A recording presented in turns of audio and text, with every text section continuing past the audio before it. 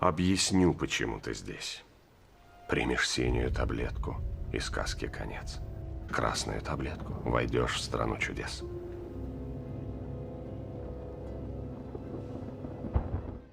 Здорово, народ! Сегодня в этом видео я хочу поговорить с вами о том, насколько же важна сила и скорость в прыжке. Поехали!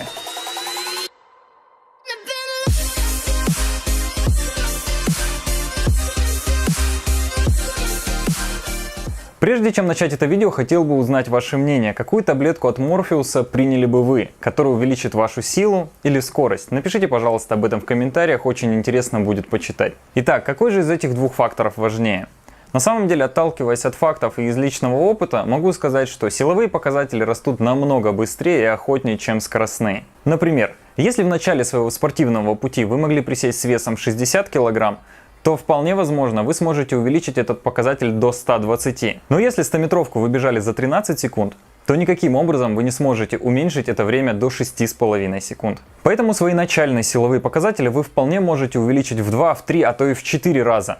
Но вот скоростные вы сможете увеличивать только на 10-ую, 100-ую, а то и 1000-ную. И поэтому, не думая, у Морфеуса я бы выхватил таблетку, которая увеличивает скорость, и попросил бы еще одну. Теперь перейдем к вопросу, каким образом можно увеличивать свою скорость, при этом сохраняя силовые показатели. Формула мощности выражается сила, умноженная на ускорение, поэтому неважно, какую из этих переменных вы будете увеличивать, в целом ваша взрывная сила должна увеличиваться. Одни из самых лучших прыгунов на планете, которые не занимаются целенаправленно развитием прыжка, это тяжелоатлеты, так как большую часть времени они работают именно над взрывной силой. Поэтому в прыжках с места в длину и высоту с ними действительно очень тяжело потягаться. Но как только мы попросим их прыгнуть в высоту с разбега, мы сразу же поймем, в чем конкретно недостаток данного вида тренинга. Вся проблема кроется в том, что их взрывная сила направлена вертикально вверх. И для того, чтобы выступать на соревнованиях и бить мировые рекорды, им иногда приходится жертвовать такими параметрами, как мобильность и скорость. Для игровых же видов спорта эти два параметра являются очень важными. И если им не уделять должного внимания, то это может привести к травмам. И так как я совсем недавно вернулся с Москвы и более не планирую покидать стены родного дома, наконец-то я могу заняться своими силовыми показателями. И для того, чтобы грамотно восстановиться, я закупился спортивным питанием в интернет-магазине MyProtein. В описании к этому видео вы сможете найти все те добавки, которые я приобрел, с небольшими описаниями, для чего именно они нужны.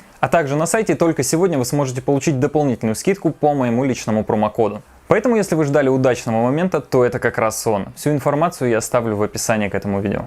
Возвращаясь к теме видео, хочу немного рассказать, каким образом можно увеличить свои силовые показатели. На личном примере, так как я всегда имел очень худое телосложение, мне тяжело было работать с большими весами. Поэтому в начале своего пути я всегда работал на 10-12 повторений. Так как рядом со мной не было человека, который мог подсказать, каким образом вообще можно было прогрессировать, я отталкивался от того, что я изначально работал с определенным весом на 10-12 повторений. Как только я понимал, что я уже освоил технику, я прекрасно понимаю, каким образом вообще работает это упражнение, и я могу свободно сделать 10 подходов на 10 повторений с минимальным отдыхом, я начинал увеличивать вес. При этом я старался сохранять скорость выполнения данных упражнений. Для примера, на своей первой тренировке в тренажерном зале на тренажере Гака я смог пожать порядка 70 кг. Через несколько лет я смог увеличить этот показатель до 500. Само собой, я не стал в 7 раз сильнее. Здесь очень важный показатель в том, что у меня не было абсолютно никакой техники, я понятия не имел, каким образом необходимо вообще толкать телегу. Освоив полноценно технику, более-менее уверенно я мог толкнуть 110 кг на 10 повторений в 10 подходах. И за несколько лет я смог дойти до 350 кг на 10 повторений в 10 подходах. Само собой, я не тренировался так регулярно. Основная задача была подготовить тело к тем весам, с которыми оно раньше не работало.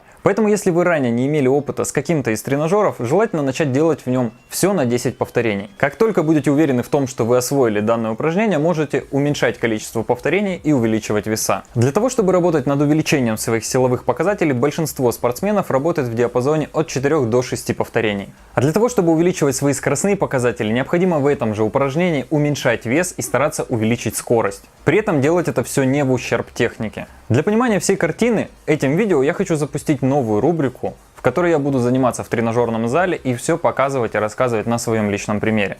Также на моем канале в разделе плейлисты вы всегда теперь сможете найти нужную для вас информацию, разбитую по категориям.